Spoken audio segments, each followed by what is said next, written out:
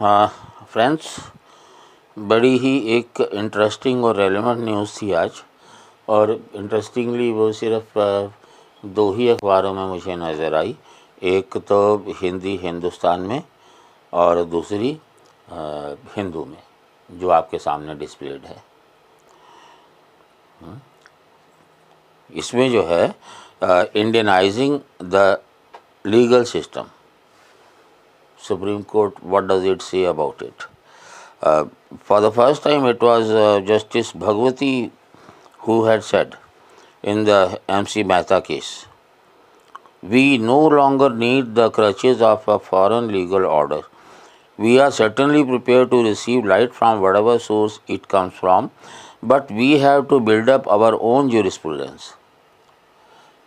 But that was just one voice. Justice Bhagwati was a great. He had no hesitation in commenting on all those things. But then there has been lull thereafter. But then Justice Bobde said in the privacy judgment that Arthashastra prohibits entry into another's house without the owner's consent. He was giving the judgment. He referred to Kautilya. And then recently in September, Justice Ramana had said that we must Indianize. When I say Indianization, I mean the need to adapt to a practical realities of our society and localize our justice delivery systems. For example, parties from a rural place fighting a family dispute are usually made to feel out of place in the court. I've been telling for now years that we have to Indianize Indian social sciences. We have always looked towards the West, particularly the Europe, the US, the Britain, for every thinker, for the studies which they have conducted in India, ignoring our own studies, ignoring our own concepts. And not only that, we should look to our own ancient books, which have been deliberately labeled as sacred books, which they are not.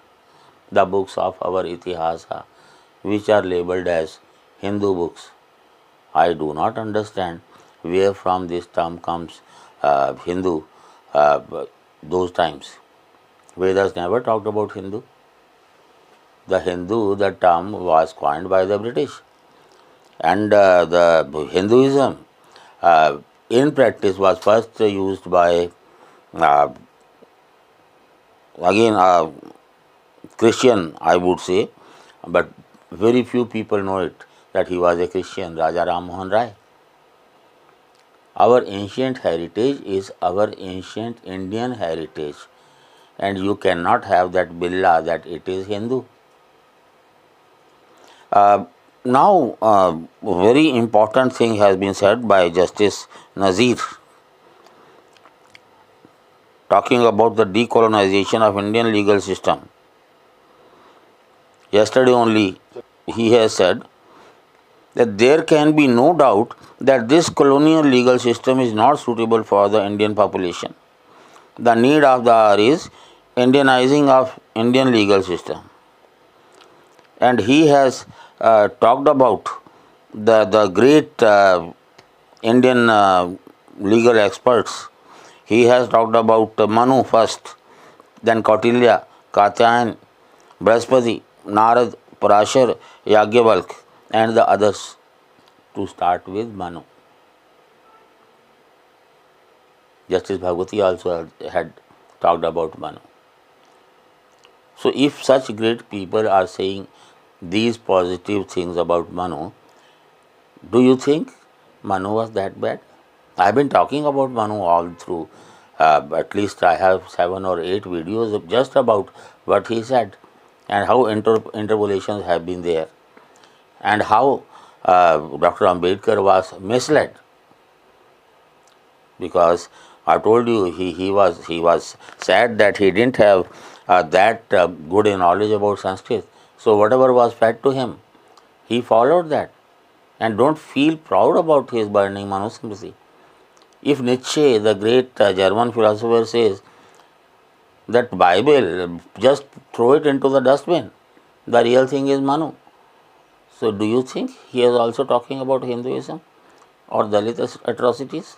Manu has never talked about Dalits. Manu has never talked about Shudras. Manu has never talked about what historians add, that he has given a list of 62 intercaste, hybrid castes. He clearly says there are the only 4 Varnas and there are no 5th. So all those interpolations that have been there, historians do understand, but they don't want to. So the time has come when even Supreme Court says we must Indianize, we must feel proud of our ancient Indian heritage, and we must first study, analyze, understand, and then cutting. Sir Indianise करना जरूरी क्यों है sir? You tell me, कब तक हम दूसरों की बैसाखियों पे चलते रहेंगे? We have our own way of life, and therefore all our needs have to be fulfilled by our own judiciary. हम क्या कर रहे हैं? कोर्ट कर दिया, अच्छा आयरलैंड में कोर्ट ये कहा था, इंग्लैंड में ये कहा था, मैग्ना कार्टा में ये लिखा हुआ है. अरे हमारे जो एंशिएंट टेक्स्ट हैं, they have already explained everything with respect to our own needs. जैसे मैंने आपको बताया था कि आप लोग कहते हैं कि मनु ने ये कहा, मनु ने वो कहा. With respect to social status, Brahmins are the super most and Shudra तो शूद्र ही हैं. What Manu says, how you have to decide the social status? Highest status to be given to the person who is knowledgeable. Who will be knowledgeable? Who is Snatak. Who will be Snatak? The Guru will assign the Varna to the person. Why not to Shudra? Because Shudra is the one who has not attained knowledge. It's not that Shudra is the one who has the lowest social status. आज ही मैं history की books में पढ़ रहा था, शूद्र को lower status दे दिया. भी जिसका स्टेटस लो है, जो नहीं सीख सकता, समझ सकता, he was called a Shudra by Manu. So highest status to the person who is snatak. और ये लोग हिस्ट्री में क्या लिखते हैं? स्नातक लिख देते हैं, ब्रैकेट में लिख देते हैं ब्राह्मण. सीधा brain wash. Second is to be given to the honest worker. Worker कौन होगा? शूद्र होगा. थर्ड इज योर किन, आपके बंधु बांधव जो हैं. Fourth status is for elderly people and fifth status for the wealthy person. The one who is wealthy, he has much lower status compare to the other 4. और ये कुछ और सिखा देते हैं. ये हायरार्की बेहतर है, या जो हम कहते हैं भैया अमीर है तो बड़ा आदमी है, रिक्शा वाला है तो कुछ भी नहीं है. हमारी जो सोच है, जो हमने दुनिया को दी है, अंग्रेज लोग हमारा जूरिस्प्रूडेंस लेके गए हैं. आपको पता है इस बात का? आपके चीफ जस्टिस ने कहा है, आपके जो ये जस्टिस नज़ीर हैं उन्होंने कहा है. अब जस्टिस नज़ीर कह रहे हैं क्योंकि कि मनु की बात करो, परेशर की बात करो, कौटिल्य की बात करो. मुझे नहीं लगता कि कोई भी क्रिटिसाइज़ करेगा कि ये मनुवादी है. अगर किसी ब्राह्मण जज ने बात कही होती तो ये सारे दलित वाले और सबअल्टर्न वाले खड़े हो जाते कि you are imposing Manu on us. Actually people do not want to see the perspective. चीज़ें थोप दी गई हैं और हम उसी लेंस से देखना चाहते हैं अपने आप को. Sir, yes sir. sir, but Manu used to call women as property. Madam, आपने वो मेरी वीडियो देखी है मनु एंड विमेन? नहीं देखी. No, sir. मनु ने सीधा सीधा कहा है कि जिस घर में औरतों की इज्जत नहीं होती, that home is bound to be destroyed.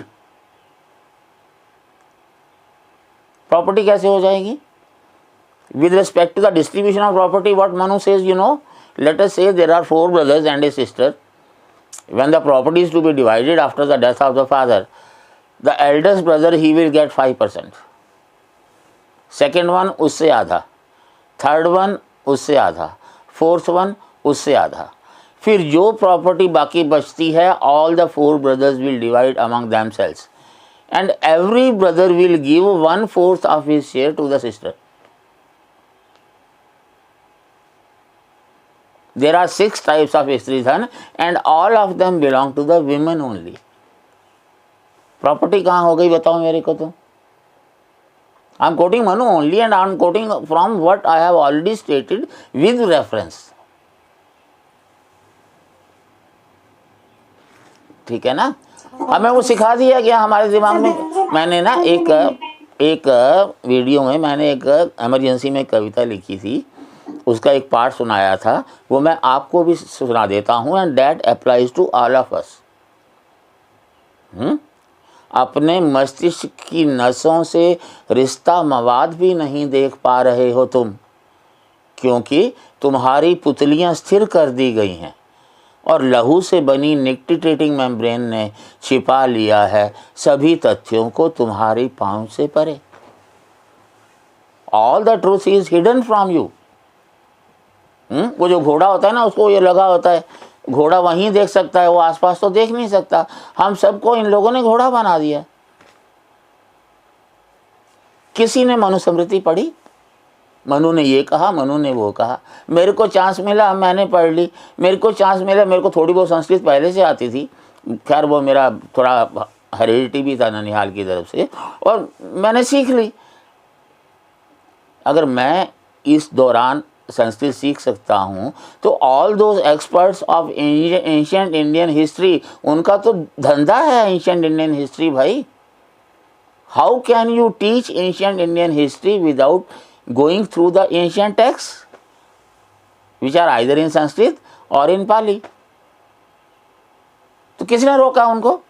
Muller को पढ़ेंगे, बुलर को पढ़ेंगे. उन लोगों ने डेलिबरेटली विलियम जोन्स और मैक्स मुलर ने क्लियरली कहा था कि इंडिया जो है it became slave for the first time and it was slave for 800 years and now what we are doing it will be enslaved forever एवर. और हम मैक्स मुलर की तारीफ करते रहते हैं, सेंट जॉन्स की, विलियम जोन्स की तारीफ करते रहते हैं, क्योंकि सच्चाई तो हमने जाननी नहीं है ना. क्योंकि सच्चाई तो हमें पता है ना. पेल डाउन फॉर्जरी हमें पता है ऑलरेडी. सच्चाई तो वो थी. रेमंड डार्ट को 30 साल लग गए रिकॉग्निशन में.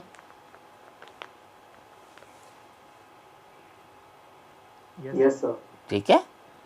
That's why I told you you must visit that नई बात, नई शुरुआत, the history that never was. 12 episode मैंने बताए हैं कि किस तरह से हमें थोपा गया है, और 6 एपिसोड मैंने अभी तक बनाए हैं the history that is.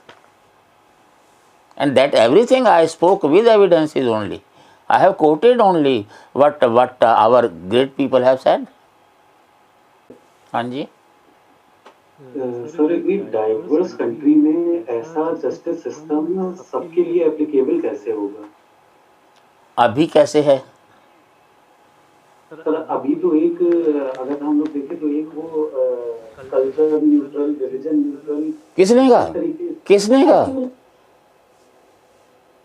This is a constitution of slaves. आप लोग बहुत प्राउड होते हैं कि बाबा साहब का कॉन्स्टिट्यूशन. मुझे अक्सर लोग कहते हैं कि वी बिलीव इन कॉन्स्टिट्यूशन. मैं सीधा पूछता हूँ कौन सा कॉन्स्टिट्यूशन, बाबा साहब वाला या आज वाला? जिस कॉन्स्टिट्यूशन में 100+ अमेंडमेंट हो चुकी हैं, आप उसमें यकीन करते हो? ठीक है ना. बहुत सारे लोग कहते हैं constitution has given us that right. अरे कल को अगर अमेंडमेंट हो जाएगी, कॉन्स्टिट्यूशन में राइट नहीं रहेगा, फिर क्यों चिल्लाओगे भाई? कॉन्स्टिट्यूशन तो कॉन्स्टिट्यूशन ही रहेगा ना. माइनॉरिटीज चिल्लाती है ना, हमें तो, हमने संविधान ने हमें अधिकार दिया है. शाहबानो केस में राजीव गांधी ने पलट दिया, अधिकार हो गया. कल को अगर मान लो ये वाली सरकार अगर बदल देती है तो फिर क्यों चिल्लाओ? आपको तो संविधान, you take the oath of samvidhan, whatever is samvidhan is there, abide by it, then why do you cry? So we have the basic structure of doctrine also which we cannot amend. What do you mean? Basic structure क्या है? Your constitution says we are secular. Are we secular? Secular country में minority majority नहीं होती, एक चीज़ ध्यान में रखो। सेक्युलर कंट्री में everybody is equal, there is no minority commission kind of thing. Secular country में स्पेशल राइट्स नहीं होते लोगों के। हमारा ही ओनली कंट्री है जहां मेजॉरिटी के राइट्स नहीं होते। कहाँ से सेक्युलर हैं भाई? कॉन्स्टिट्यूशन में लिख दिया और हम सेक्युलर हो गए, बिकॉज कॉन्स्टिट्यूशन में लिखा हुआ है। There is a need to overhaul this constitution to bring in the virtues of Indian social system. The irony is, जब भी मैं इंडियन सोशल सिस्टम कहता हूँ तो खैर आप लोग बुरा नहीं मानते, लेकिन कोई बीजेपी वाला कहे तो सब लोग कहते हैं देखो हिंदू सिस्टम हम पे थोपा जा रहा है। Say for example, you have this common civil law. The moment they say common civil law doesn't mean that you impose Hindu law. All the people, all the wise people from these, they may have their representation. Let them sit together. Whatever common things we agree upon, let us start with that. What is the problem? But don't justify कि नहीं भैया हमारे मजहब में तो ये लिखा है। आप मुझे एक बात बताओ, क्या कुरान में लिखा है कि आप 4 शादी कर सकते हैं? तो लिखा है आप चाहे 1 करो, चाहे 2 करो, चाहे 3 करो, चाहे 4 करो। लेकिन अगर आप इसको आगे बढ़ते तो 5, 6, 7, 8 भी कह सकते थे। प्रॉफिट ने तो खुद 11 शादियां की थी। ठीक है ना? We have to be rational. Human rights are human rights, not rights of a particular individual or of a particular community. Yes sir. तो मैं चाहूँगा कि आप लोग सवाल करना सीखो। मैं बता भी चुका हूँ, मेरी माँ बचपन में कहा करती थी keep asking, I may not be able to reply, one day you will get, but the moment you stop asking you are dead. क्या ये हम सबके लिए लागू नहीं होता? सवाल किया करो। Yes sir. ठीक है।